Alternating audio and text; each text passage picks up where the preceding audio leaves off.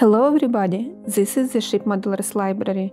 Today I will show you a book about ships and boats from the North, The Renaissance Shipwrecks from Christian Schaun, Volume 6 by Christian Lamère. The series Ships and Boats of the North was devised with the aim of presenting important ship finds in their wider cultural historical context. The shipwrecks from the Renaissance that are presented in this volume are a good example.